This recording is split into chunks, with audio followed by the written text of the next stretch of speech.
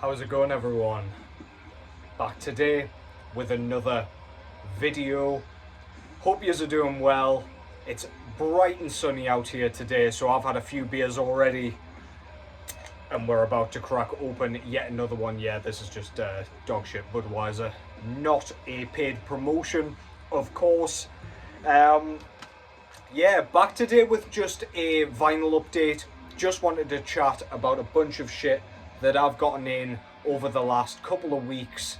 I did say in the last one that the next few vids would probably be of this ilk. They're quite easy to make. They take absolutely zero brain power for me, aside from just getting dates right and shit, but I never do that anyway, so yeah, do with that what you will.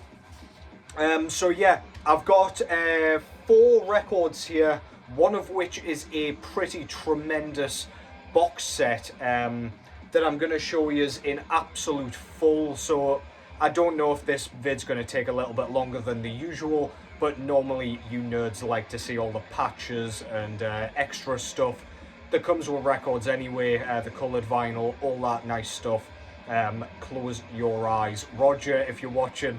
But yeah, I'm just going to get straight into this thing. Not quite as big a gap between videos this time. You'll be either pleased or horrified to see. But yeah, what's going on in the background, first of all. This is Daisy Cutter out of Germany with their debut full-length album entitled Daisy Cutter. So this came out this year. My mate Dylan, who you will know as the HM2 guy, sent this over to me.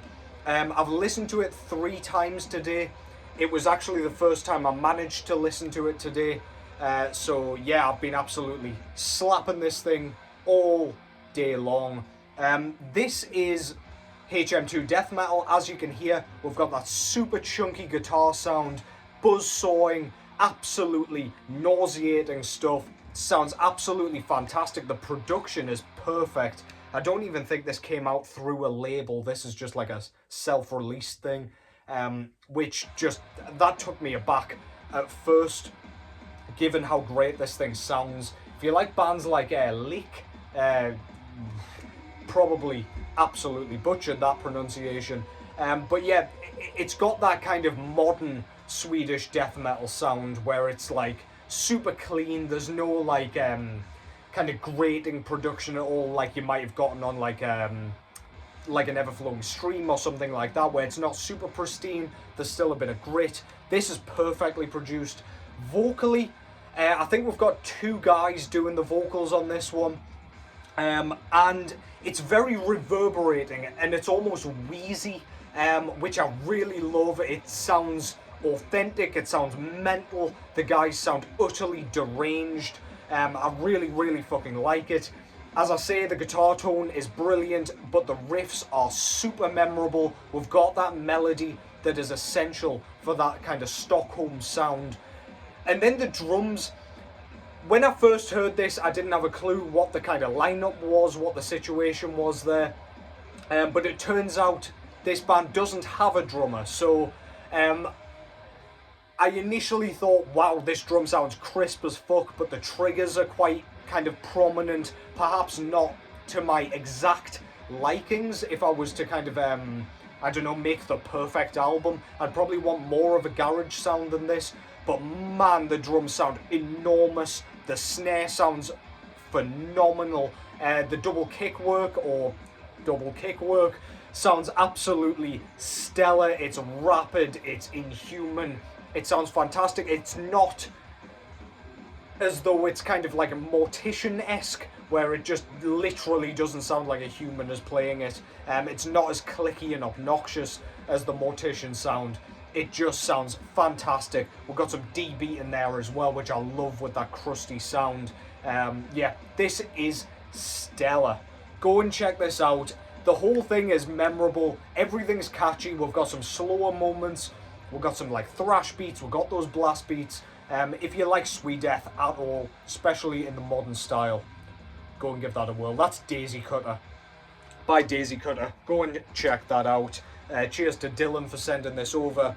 We've got the kind of booklet there with all the lyrics and things. I believe Thorsten is the vocalist slash guitarist's name, I think, and I believe this is either, I'm going to go with his wife, I'm assuming it's his wife, or sister, but we'll, yeah, let's try not to get those two mixed up so that I don't embarrass them. But yeah, she does all of the lyrics, I believe, which is unusual. I've never seen a band where there is one person just doing lyrics and nothing else, so that's kind of cool. But yeah, go and check those out. Super cool of Dylan to send that over to me. Pleased he did, because this will be on constant rotation. And let's get into the first record, shall we? So first up, I've got what I would normally consider the palate cleanser for you guys, but I've just simply got to talk about this one. This is Ghostly Kisses from Quebec, Canada, I believe, or at least French Canada, with their sophomore full-length album entitled Darkroom, which is incidentally exactly the opposite of what I've got here with all the glare. So yeah, this is a two-piece project with Margot Sauvé, I believe is her name. I probably absolutely butchered the pronunciation there, but this is Margot here doing vocals, and Louis somebody or other doing all of the instrumentals and everything in the background production, and everything I believe is covered by him as well. This is a dream pop project. This album came out in 2024, by the way, only a couple of weeks back. And this is some of the most ethereal, kind of spectral, phantasmic sounding pop that you will hear. It's not pop in a sort of catchy ass kind of, I don't know, like easy listening, thumping beats, obnoxious sort of horrible throwaway tracks. There's none of that stuff. It's slow, it's emotive, it's kind of measured, it's very, very, very good, very well written. It's almost heart crushing and soul crushing in its sort of delivery. This one is a lot less sort of ghostly and dreamlike as previous albums, in that there are some kind of more dancey grooves going on, especially in the drum beats. Lots of bassy sort of stuff going on here, but the vocal performance means that none of the tracks kind of sacrifice that sort of atmosphere that they were excellent at creating on the first album, for example, Heaven Wait, and indeed the sort of acoustic stuff, as well as the EPs. This is astonishing. I truly love it. Although it's quite slow all the way through, and although it concentrates entirely on the aura of the whole sort of soundscape, the vocals still create like incredibly catchy and memorable and singable sort of choral hooks, sort of verse hooks. It's just astonishing what this artist has created so far, or these artists, I should say. I'm going to stop raving about it there. I really would like you guys to check this out. Ghostly Kisses is the most exciting pop artist at the minute, in my opinion. I truly, truly love this stuff. This is great. It's slightly different to the previous stuff, but it's still in that same sort of fashion. It still works in exactly the same way. And I love it, man. Front cover shows Margot in a red dress, sort of with a red and black background, looking almost a bit forlorn. Love the photography there, looks amazing. Fits the music perfectly. Back cover, we've got very nice kind of a font, for a very nice font for the album title, and we've got the track listing down below there. Got 12 tracks, but none of this outstays its welcome. I believe it's only just above the 40-minute mark. The record quiver itself, we've got the lyrics there with a stunningly minimalist other side, and then we've just got plain black vinyl, which I will not pull out and show you because you know what it looks like. If you like sort of outside of the realm of metal, but still very kind of, I don't know, still very emotive, still very thought-provoking music. Please go and check this out. If you're partial to a little bit of pop, but without that obnoxiousness, please go and check that out. That's Ghostly Kisses with Darkroom. A stunning, stunning album, and one of my most anticipated records of the year. Let me just take a swig. I'm not going to do a fucking vortex or whatever the fuck Aussie Matt does, because I'll embarrass myself. It'll come out my nose and I'll wreck a bunch of records right here on camera for you. Next up, we've got this one. This is the mighty Winter, Death Doom band based out of the USA, with their debut live album entitled Live in Brooklyn, New York. So, if you like the album Into Darkness by Winter, then this is an absolute must. This is the full album played in its entirety in New York in 2012, and this is a super well kind of recorded, well produced, great sounding live album, official live album put out through Svart Records. It's doomy, it's full of gloom. This kind of polluted looking, sort of very industrial looking front cover pretty much sums up what you're getting here. But yeah, we've got no industrial in the music. You'll probably be pleased to hear, or at least I am, because I am not a fan of that shit. This is really nasty, sluggish death doom. The drum sound here is absolutely huge. We've got kind of the 16th note snare stuff that's going on in this album, as well as the bass kicks, are just exactly what I love as a drummer. It's what I love playing. I love sneaking in little snare hits here and there just to make things a little more interesting, like what the hardcore sort of drummers do.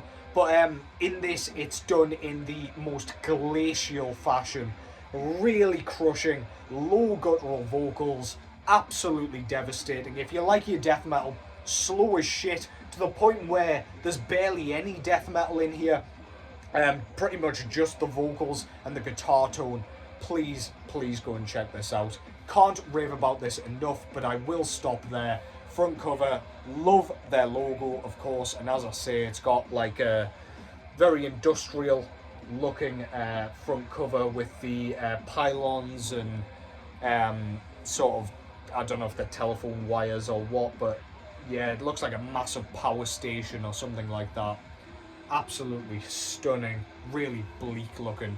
There you go, on the back cover, 09/02/2012, which is either the 2nd of September or the 9th of February, depending on which they've gone for. I'm assuming this is the US version, so we'll say the 2nd of September. But yeah, there's the track listing. It is Into Darkness in full. Yeah, absolutely stunning. We've got more of that bleak art on the back, or photography I probably should say. What I really do like is that we get a kind of quote or something, or well, it's more like a bit of information about like the tour that they were on and which bands they were playing with.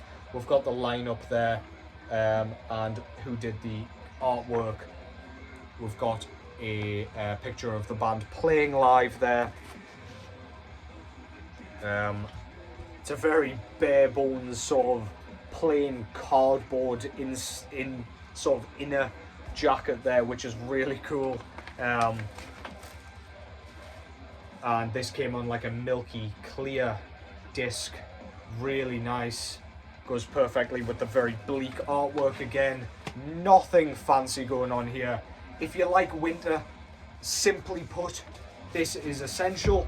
There isn't much Winter sort of material out there. They've got an EP or demo, which I do own along with the Into Darkness album.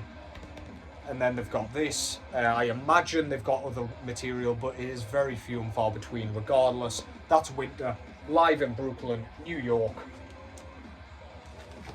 and that is absolutely fantastic, so go and check that out.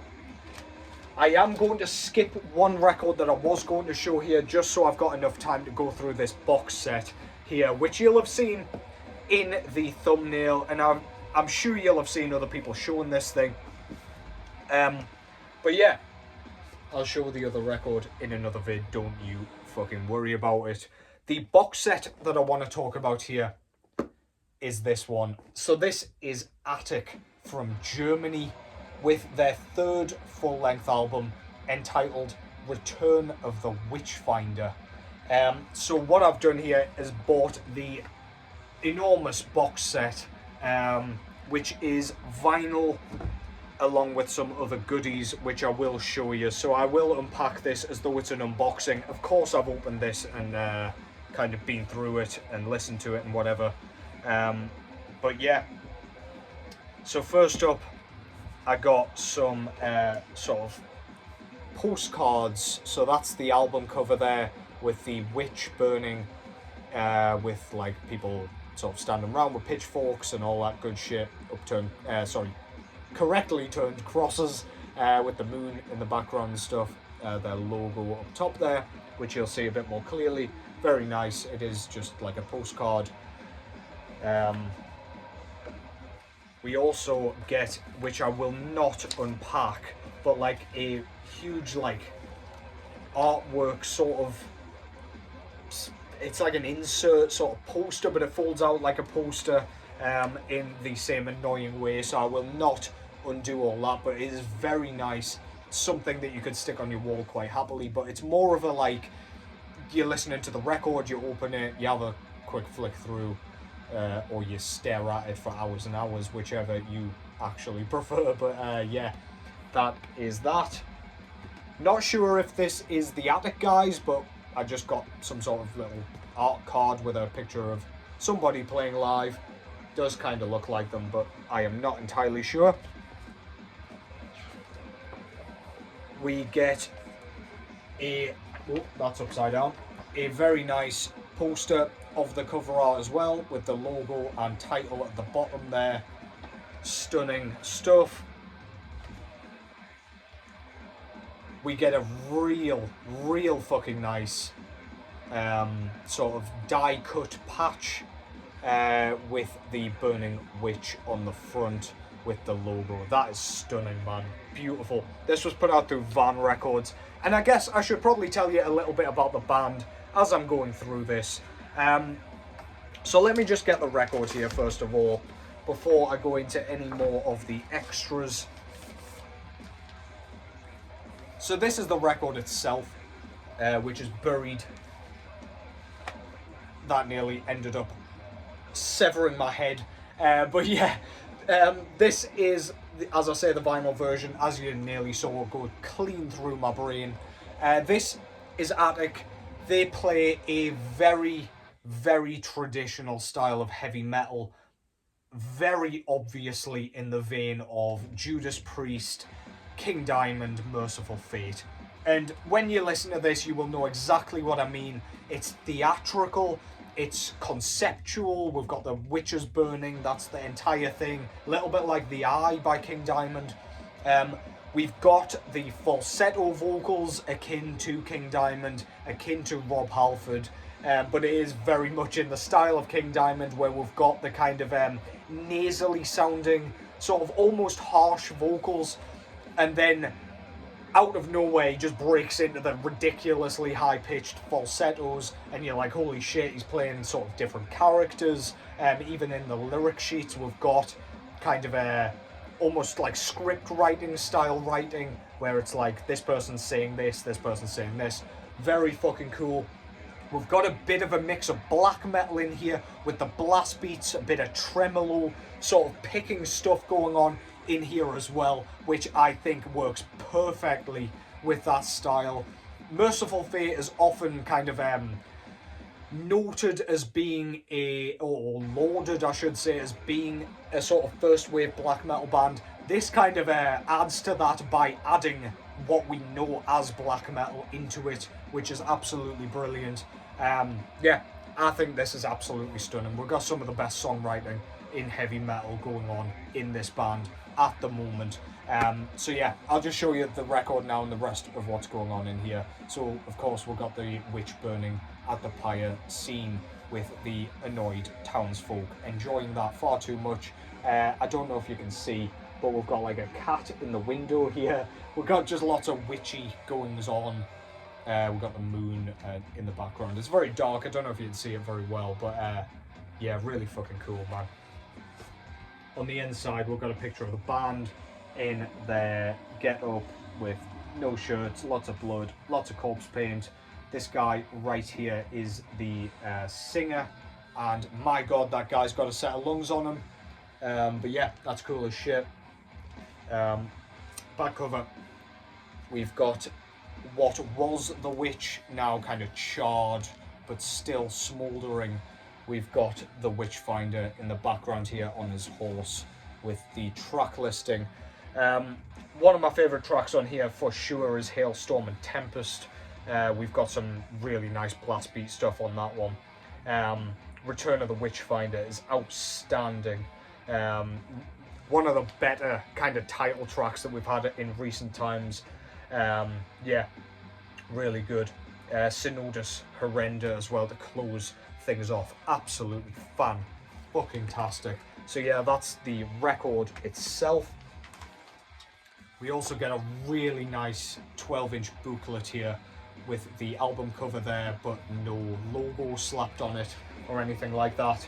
And in here we've got all the lyrics with kind of witchy shit going on. Some like incantations going on and stuff like that. We've got a witch with a baby sacrifice with some hooded figure in the background. I'll not show you the entirety of that because, as you know, I don't like to spoil this shit for you, so that you will go and buy it yourself.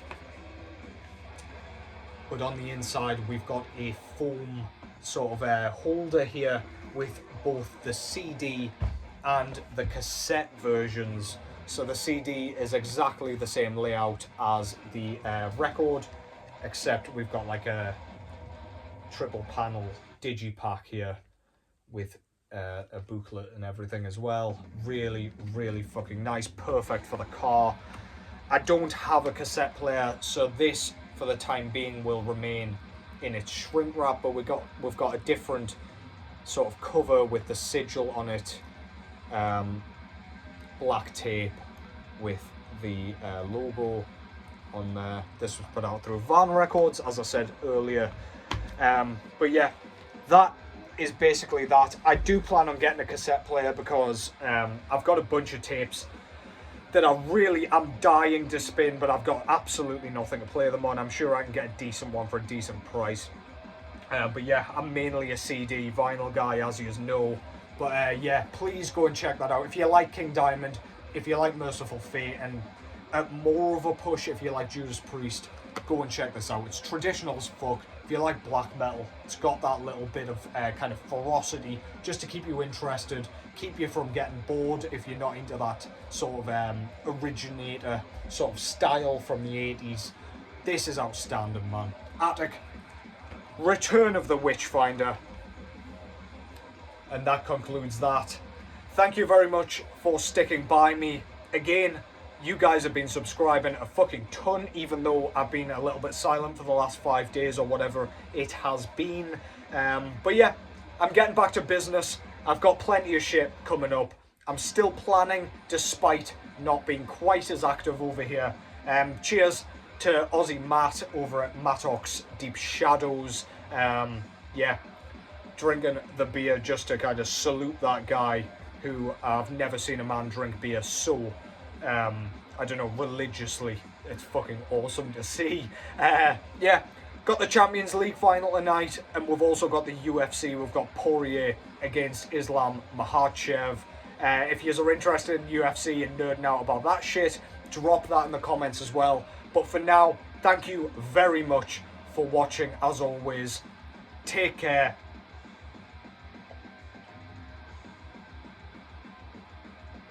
And I will catch you in the next one.